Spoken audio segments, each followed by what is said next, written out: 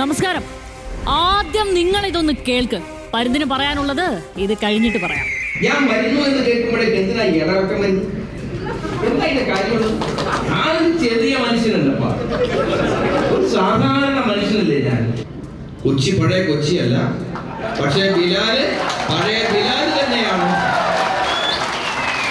ഞങ്ങളാകെ കാരക്കാമുറി ഷൺമുഖനാണ്, ഞങ്ങളാകെ ബിലാലാണ് എന്നൊക്കെയാണ് ചില ഉച്ചാളി ചട്ടമ്പികളുടെ വിചാരം. ഇന്നലത്തോടെ മണ്ണാർക്കാട്ട സർവത്ര മനുഷ്യർക്കും ബോധ്യായി കാരക്കാമുറി ഷൺമുഖനുമല്ല ബിലാലുമല്ല വടക്കം ബഷീർ മാത്രാണ് എന്നുള്ളത് ഈ നാട്ടിലെ അവസാനത്തെ മനുഷ്യരും ബോധ്യായി. വടക്കം ബഷീറാണ്.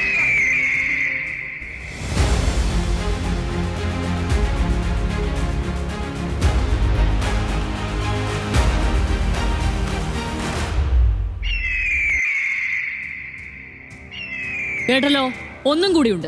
സർവശ്രീ PK ശശി ലണ്ടനിൽ പോയപ്പോൾ തണുപ്പും മഞ്ഞുമെല്ലാം സഹിച്ച് മാർക്സിന്റെ ശവകുടീരത്തിൽ പോയി. പോയതിനെ അനുസ്മരിച്ച് ഒരു കുറിപ്പ് ഇട്ടു. അതിന്റെ അവസാനം ഒരു കാര്യവുമില്ലാതെ ഇങ്ങനെ എഴുതി: സ്പിരിറ്റും കള്ളും കൂട്ടിച്ചേർക്കുമ്പോഴത്തെ രസതന്ത്രം മാത്രം അറിയുന്നവർക്ക് കമ്മ്യൂണിസ്റ്റ് സ്പിരിറ്റിന്റെ കെമിസ്ട്രി മനസ്സിലാവില്ല. സത്യത്തിന് വല്ല ആവശ്യമുണ്ടോ? എന്തായാലും ലണ്ടനിലിരുന്ന് ശശി ഒന്ന് കുത്തി പറഞ്ഞപ്പോൾ കുത്തുകൊണ്ടിട്ടാണോ എന്നറിയില്ല, CPM പാലക്കാട് ജില്ലാ സെക്രട്ടറി EN സുരേഷ് ബാബു ഒന്നിട്ടഞ്ഞു. അതുകൊണ്ടാണ് PK ശശി ബ്രാഞ്ചിലിരിക്കുന്നത്, മനസ്സിലായില്ലേ? അതുകൊണ്ടാണ് PK ശശി ബ്രാഞ്ചിലും PK ശശി ഉന്നം വയ്ക്കുന്നവർ നേതൃത്വത്തിലും ഇരിക്കുന്നത്. കേട്ടല്ലോ, നാട്ടിലെത്തിയ ശശി സുരേഷ് ബാബുവിന് മറുപടി പറഞ്ഞു. മാധ്യമ ഭാഷയിൽ പറഞ്ഞാൽ പരോക്ഷ മറുപടി. ഇതൊക്കെ കേൾക്കുകയും കാണുകയും ചെയ്തപ്പോൾ പ്രിയപ്പെട്ട പ്രേക്ഷകർക്ക് ഏറെക്കുറെ കാര്യം മനസ്സിലായി കാണും. CPIM വിഭാഗീയതയുടെ ഈറ്റില്ലമാണ് പാലക്കാട്. ഇവിടെ ഇപ്പോൾ മറ്റൊരു യുദ്ധം നടക്കുകയാണ്. ഒരു കാലത്ത് CPM-ലെ സർവപ്രതാപിയായിരുന്ന PK ശശിയും CPIM ജില്ലാ സെക്രട്ടറി സുരേഷ് ബാബുവും തമ്മിലാണ് പോര്.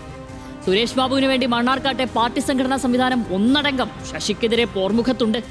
അച്ചടക്ക നടപടി നേരിട്ട് ഇപ്പോൾ വെറും ബ്രാഞ്ച് അംഗമായി മാറിയ PK ശശിക്ക് പിന്നിൽ ശശി അനുകൂലികളായ ഒരു വിഭാഗം മറുവശത്തുമുണ്ട്. ബ്രാഞ്ച് അംഗം മാത്രമാണെങ്കിലും KTDC ചെയർമാനായതിനാൽ സർവ്വവ്യാപിയായി ശശി എല്ലായിടത്തുമുണ്ട്.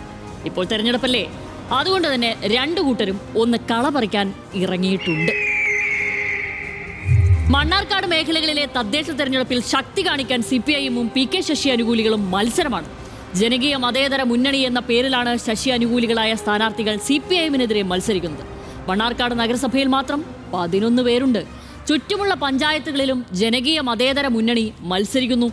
എന്താണ് ജനകീയ മതേതര മുന്നണി? അതൊരു ഒന്നൊന്നര ചോദ്യമാണ്. PK ശശിയുമായി ഏറെ അടുത്ത് നിൽക്കുന്ന ആളുകളാണ് മതേതര മുന്നണിയുടെ നേതാക്കൾ. പാർട്ടിയെ തിരുത്താനാണ് മത്സരിക്കുന്നതെന്ന് PK ശശിക്ക് മതേതര മുന്നണിയുമായി ബന്ധമില്ലെന്നും ഇവർ പറയും. അതിപ്പോ ദൃശ്യത്തിലെ ജോർജ് കുട്ടി പറഞ്ഞ പോലെയാ. നമ്മൾ തിരിച്ചും മറിച്ചുമൊക്കെ ചോദിക്കും, പക്ഷേ ഉത്തരം ഇങ്ങനെയായിരിക്കും. ആർക്കും സംശയമില്ലല്ലോ. പക്ഷേ കഥ അതാണോ? PK ശശിയുടെ പിന്തുണയോടെയാണ് കൂടെയുള്ളവർ മത്സരരംഗത്തുള്ളതെന്ന് പകൽ പോലെ വ്യക്തം. പക്ഷേ ആ കണക്ഷൻ തെളിയിക്കാൻ പരുന്തിനോട് പറയരുത്. രേഖകളില്ല, കണ്ടത് പറഞ്ഞു, അത്രയേ ഉള്ളൂ. CPIM ജില്ലാ സെക്രട്ടറി EN സുരേഷ് ബാബുവും PK ശശിയും ഒരു കാലത്ത് വലിയ കൂട്ടായിരുന്നു. പിന്നെ ശശിക്ക് ഒരു തട്ടുകേട് വന്നപ്പോൾ ഒപ്പം സുരേഷ് ബാബുവാണ് ഉണ്ടായിരുന്നത്. പിന്നെ എപ്പോഴാ എന്തിനാ ഇവർ അകന്നതെന്നൊന്നും പരുന്തിനറിയില്ല. വലിയ പ്രശ്നമാണ് ഇരുവരും തമ്മിൽ.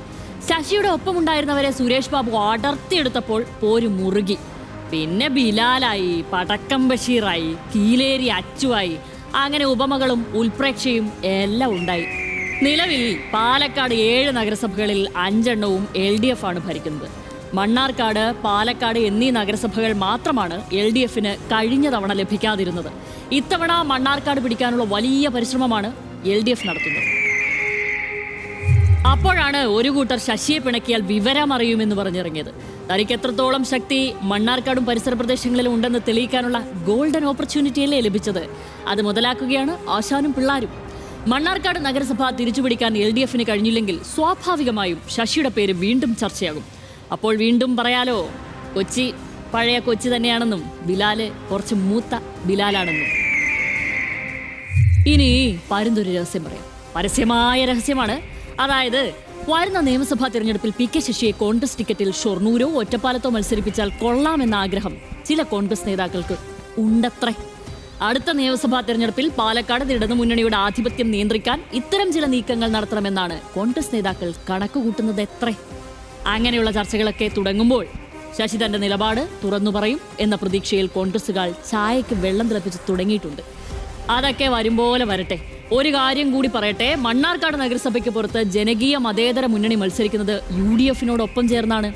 അപ്പോൾ ശശി അനുകൂലികൾക്ക് UDF-മായി സഹകരിക്കുന്നതിൽ അത്ര പ്രശ്നമില്ലെന്ന് വ്യക്തമായല്ലോ.